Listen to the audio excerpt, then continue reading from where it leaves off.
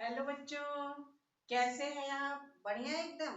आज हम लोग क्लास 10th आईसीएससी बोर्ड की रामधारी सिंह दिनकर की एक कविता पढ़ने जा रहे हैं जिसका शीर्षक है स्वर्ग बना सकते हैं। तो चलिए शुरू करते हैं। मैं हूँ अर्चना श्रीवास्तव और आप देख रहे हैं ऑनलाइन हिंदी लेक्चर।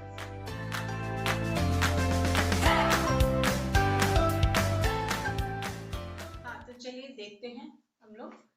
सबसे पहले इस कविता के बारे में मतलब कवि के जीवन वृत्त को थोड़ा सा हम जानते हैं। जीवन वृत्त उसको कहते हैं, मतलब उनके जीवन से संबंधित सारी चीजों की जानकारियों को जीवन वृत्त कहते हैं। इनका जन्म 30 सितंबर 1908 में बिहार के मुंगेर जिले के सिमरिया गांव में हुआ था और इनकी मृत्यु 24 अप्रैल 1974 में हुई थी। और इनके जीवन में और भी बहुत सी उपलब्धियां हैं, जैसे कि 1950 में इन्होंने स्नातकोत्तर किया, यानी कि पोस्ट ग्रेजुएशन किया हिंदी में, और ये उस राज्यसभा के सदस्य भी निर्वाचित हुए। और चलिए फिर कुछ इनकी रचनाओं के बारे में भी जान लेते हैं। इन्होंने गद्य और काव्य दोनों ही रचनाएं लिखी, जिसमें प्रसिद्ध काव्य रचनाएं हैं कुरुक्षेत्र, रेणुका, हुंकार, रसवंती, रश्मिरथी, परशुराम की प्रतीक्षा, और ये काव्य थे। और गद्य में थे भारतीय संस्कृति के 4 अध्याय। ठीक है, और भी इनकी उपलब्धियां हैं, जैसे मैट्रिक में इन्होंने बहुत सबसे सर्वाधिक अंक प्राप्त किए थे, तो इनको भूदेव स्वर्ण पदक मिला था। और जब ये राज्यसभा के सरकार द्वारा जब ये राज्यसभा के सदस्य चुने गए, तो उनको पद्म भूषण पुरस्कार भी मिला। और एक इनकी जो पुस्तक है उर्वशी, इनको भारतीय ज्ञानपीठ पुरस्कार भी मिला। तो चलिए पढ़ते हैं उनकी कविता स्वर्ग बना सकते हैं। धर्म राज्य भूमि किसी की नहीं कृत है दासी, है जन्मना समान परस्पर इसके सभी निवासी। सबको मुक्त प्रकाश चाहिए, सबको मुक्त समीरण, बाधा रहित विकास मुक्त आशंकाओं से जीवन। लेकिन विघ्न अनेक सभी इस पथ पर अड़े हुए हैं, मानवता की राह रोक कर पर्वत अड़े हुए हैं। देखिए, इस कविता में धर्मराज या भूमि किसी की, धर्मराज यानी ये युधिष्ठिर के बारे में बात की जा रही है।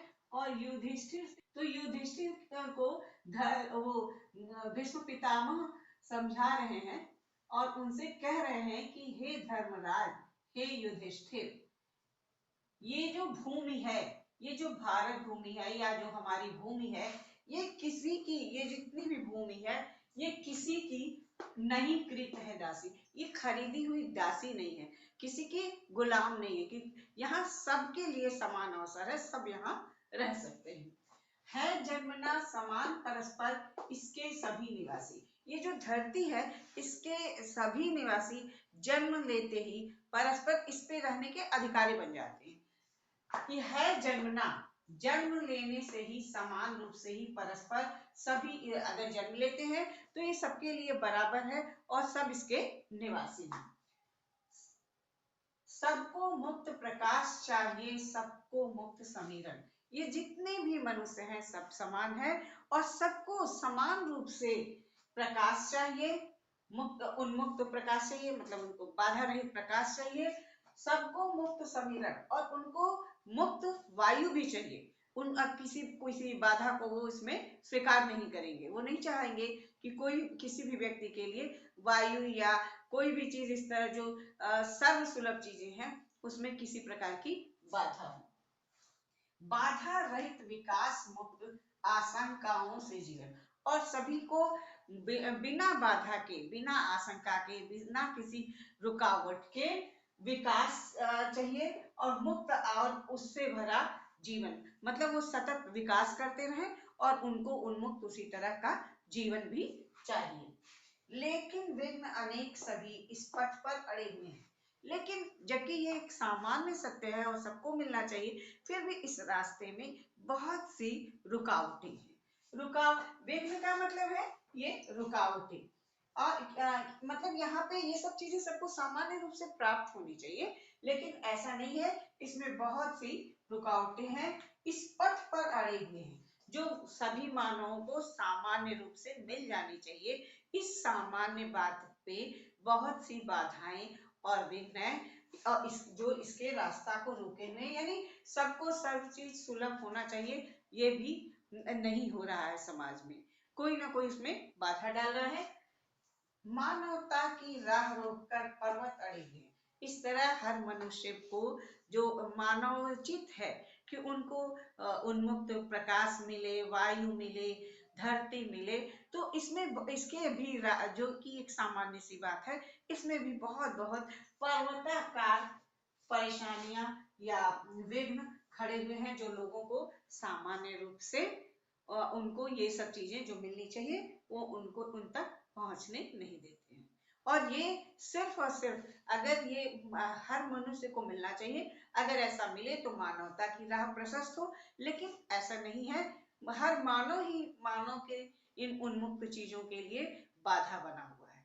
तो चलिए अब इसके अगले पार्ट में कविता के आगे के भाग को देखते हैं। बच्चों आगे देखते हैं। न्यायोचित सुख सुलभ नहीं, जब तक मानव मानव को, चैन कहाँ धरती पर तब तक शांति कहाँ इस भव को। जब तक मनुष्य मनुष्य का यह सुख भाग नहीं सम होगा, समित न होगा कोलाहल, संघर्ष नहीं कम होगा। उसे भूल व फंसा परस्पर ही शंका में भय में, लगा हुआ केवल अपने में और भोग संचय में। प्रभु के दिए हुए सुख इतने हैं विकीर्ण धरती पर, भोग सके जो उन्हें जगत में, कहाँ अभी इतने नर।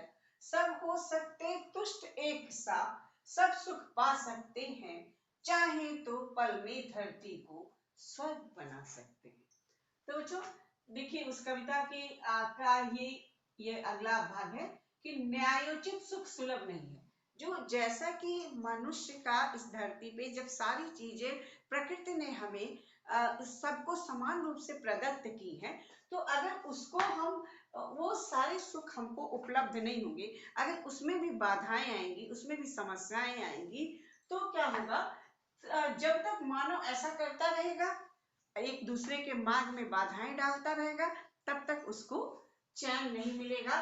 धरती पर कोई कहीं भी शांति नहीं होगी। संसार में, भाव का मतलब है संसार, मतलब इस धरती पर इस संसार में कहीं भी शांति नहीं होगी। अगर सबको समान रूप से जो प्रकृति प्रदत्त चीजें भी अगर नहीं प्राप्त होंगी, तो आपस में संघर्ष बना रहेगा और शांति नहीं होगी। जब तक मनुष्य मनुष्य का यह सुख भाग नहीं सम होगा, समित न होगा कोलाहल, संघर्ष नहीं कम होगा। जब तक मनुष्य को ये सब चीजें जो है सबको बराबर समान रूप से प्राप्त नहीं होगी, तब तक ये जो कोलाहल है, संघर्ष है, ये कम नहीं होगा, कभी नष्ट नहीं होगा, हमेशा ये बना रहेगा आपस में। क्यों? क्योंकि सबको प्रकृति प्रदत्त चीजें जो प्रकृति हमको सुलभ करा रही है, उसमें भी मानव कहीं जाके उसमें अड़चन डाल दे रहा है, कोई समस्याएं खड़ी कर दे रहा है। उसे भूल व फंसा परस्पर ही शंका में भय में। और मनुष्य चाहे तो ये जब प्रकृति प्रदत्त है तो उसमें तो बाधा डालने की आवश्यकता ही नहीं है, लेकिन मनुष्य ये भूल चुका है कि इस पे सबका समान अधिकार है, और वो शंका में भय में फंसा हुआ है, और वो किसी न किसी के मार्ग में बाधाएं डाल रहा है, लगा हुआ केवल अपने में और भोग संचय में। वो सिर्फ और सिर्फ अपने बारे में सोचता है और अपने ही भोग के बारे में, और कैसे प्रकृति प्रदत्त चीजों को भी संचित कर लिया जाए, इसी बारे में सोचता हुआ है। प्रभु के दिए हुए सुख इतने हैं विकीर्ण धरती पर। इस धरती पे प्रभु ईश्वर के द्वारा दिए बहुत से सुख फैले हुए हैं। वो जो जो हर मनुष्य को चाहिए, धरती चाहिए, हवा चाहिए, वायु चाहिए, वो सूरज की रोशनी चाहिए जिसमें वो अपना पूर्ण विकास करे, तो वो सब बहुत फैले हुए हैं, बहुत ज्यादा है, प्रचुर मात्रा में है, भरपूर मात्रा में है।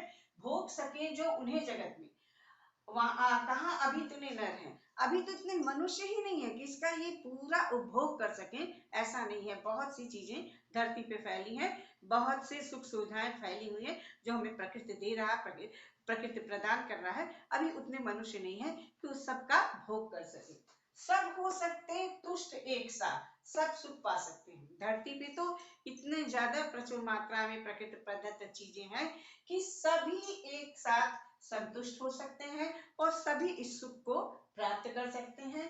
और अगर इन चीजों पे को अगर समान रूप से हम जो चीजें मिली हैं और बिना बाधा डाले सिर्फ अपने हिस्से की चीजों का उपभोग करें, तो चाहे तो पल भर में सारी धरती संतुष्ट हो सकती है, हर मनुष्य संतुष्ट हो जाता है, क्योंकि प्रचुर मात्रा में प्रकृति द्वारा दिए हुए सारे संसाधन हैं। और इस तरह हम आपस के क्लेश कलह को मिटाकर इस धरती को स्वर्ग के समान सुंदर बना सकते हैं और एक दूसरे के लिए हितकारी बना सकते हैं।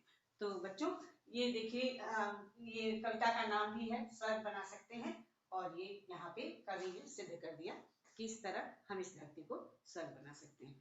तो यही खत्म होती है इस कविता की व्याख्या। आप पढ़ते रहिए। All the best.